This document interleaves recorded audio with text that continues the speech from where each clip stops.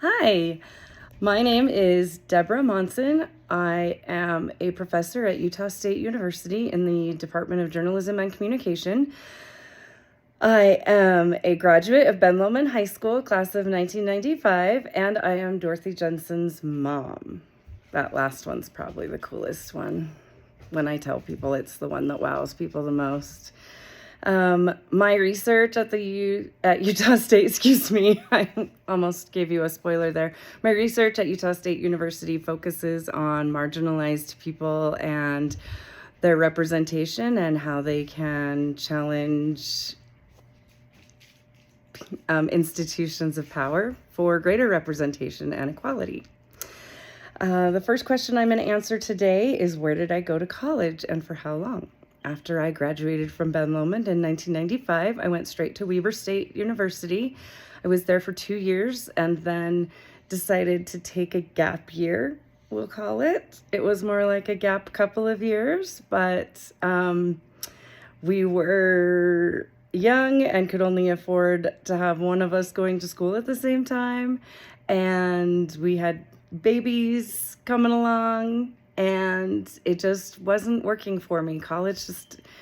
I was always so excited to start school and then just could not finish the semesters as strong, and it was frustrating to me. So I took a break, and during that break, I became really interested in the possibility of going to nursing school. So I transferred my smart little brain down to the Davis Applied Technology Center, which is now the Davis Applied Technology College, I believe, and took their 3-month course to become a CNA, a certified nurse's assistant. That was part of my plan so that I could then maybe become either a medical assistant, which takes more schooling, or even go to nursing school. I thought I would really like nursing school, and Weber State has one of the greatest in the programs around, so how lucky am I?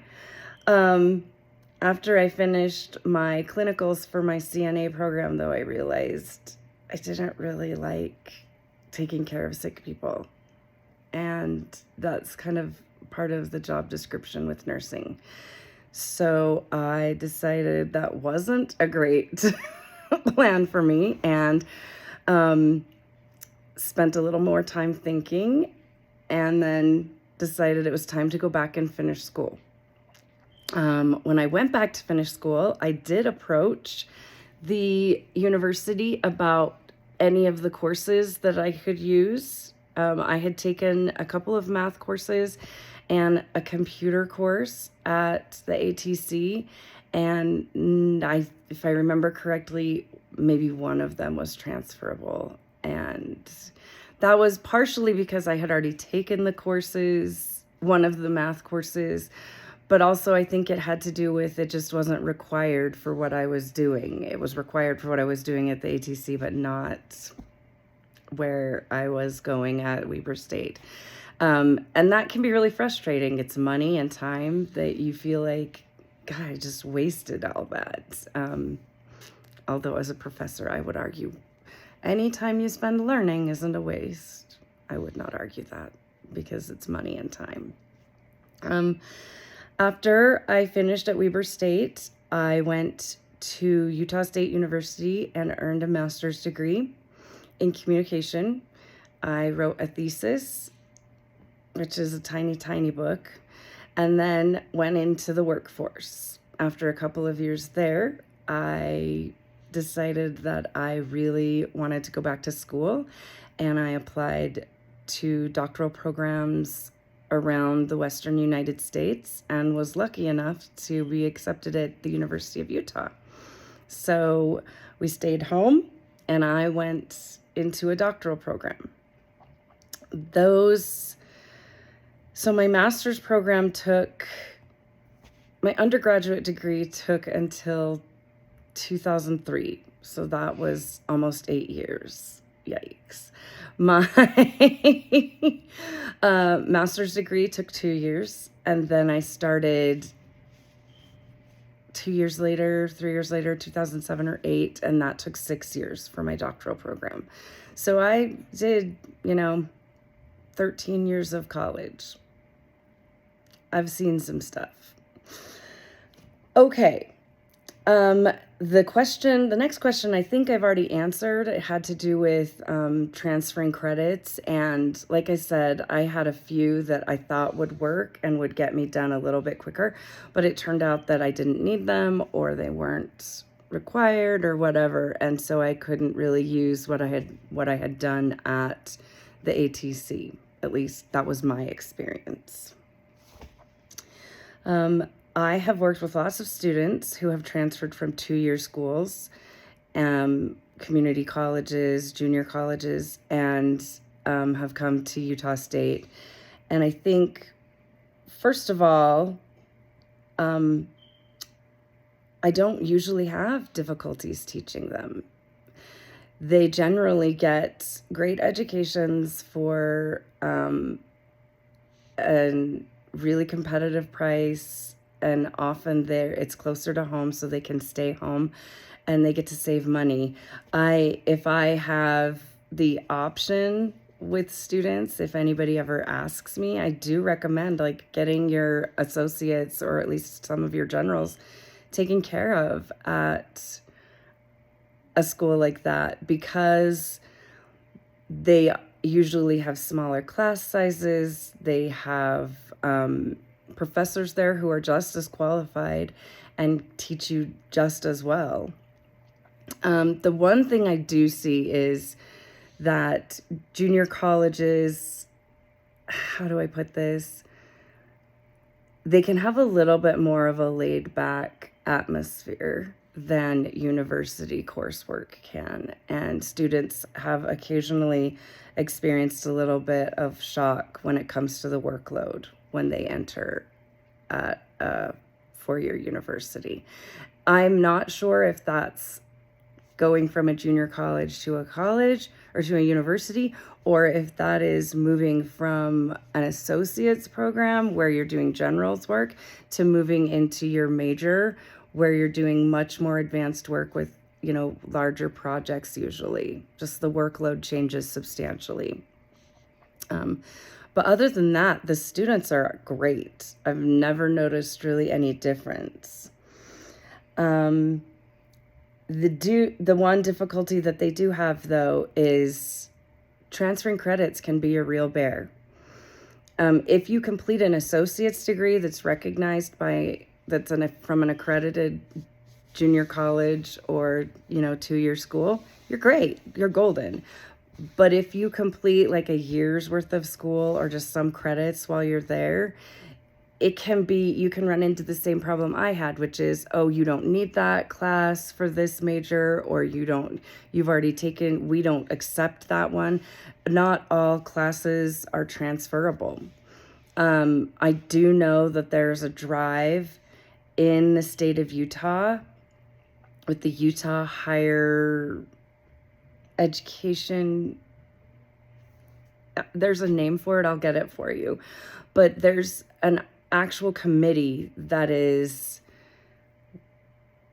meeting with department chairs once a year to make sure that course numbers are more compatible backwards and forwards from 2-year schools to 4-year schools, and that the content, the names and the classes, match so that they can be more easily transferable.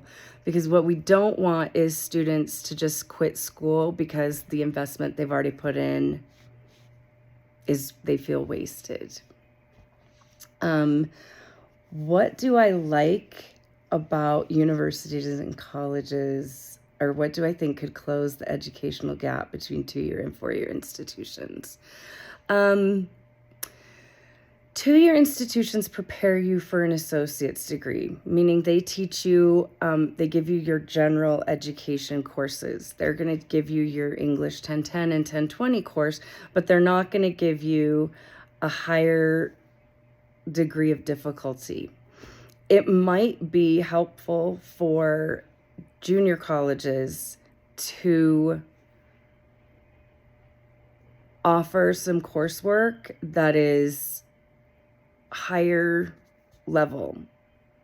I don't know why they would do it, because it doesn't, I mean, I guess what I would say is for any student who's planning to transfer to a 4-year school, I would suggest that junior colleges and 2-year colleges come up with some sort of course that prepares them for the increase in work, because you go from taking English 1010 or 1020, where you have to write maybe a 5 or 6 page paper as your large project for the end of the semester, and you come to a 4-year school to finish out your degree, and you end up, your first class is requiring a 20-page project with a presentation.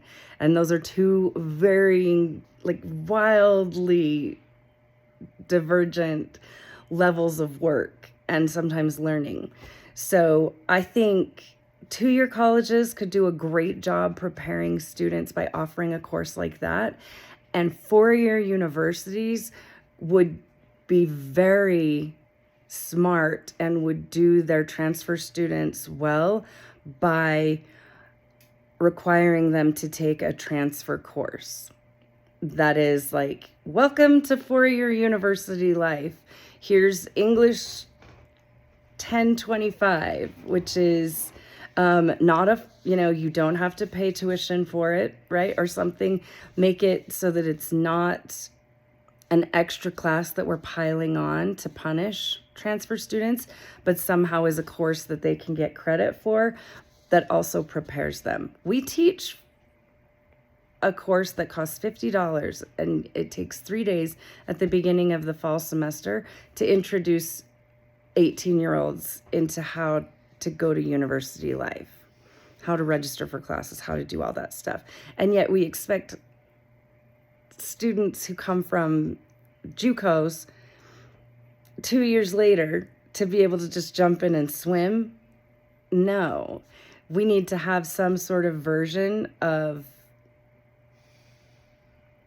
this available, of that course available for transfer students. And we need to encourage them to take it. Not because I don't think they can succeed, and not because I don't think they're adequately prepared to succeed, but because I think they're not adequately mentally prepared for the change from an associate, from undergraduate work to graduate, from underclassmen work to upperclassmen work. And that's it's a huge jump, that if you're at the university for all 4 years, you're probably blending those courses that second and second year, you're blending in some of your major level courses. And so it's not just as much of a jumping into cold water, to continue my swimming metaphor. I think that's everything you need to know from me. Thank you for letting me be a part of your project, and I hope this was helpful.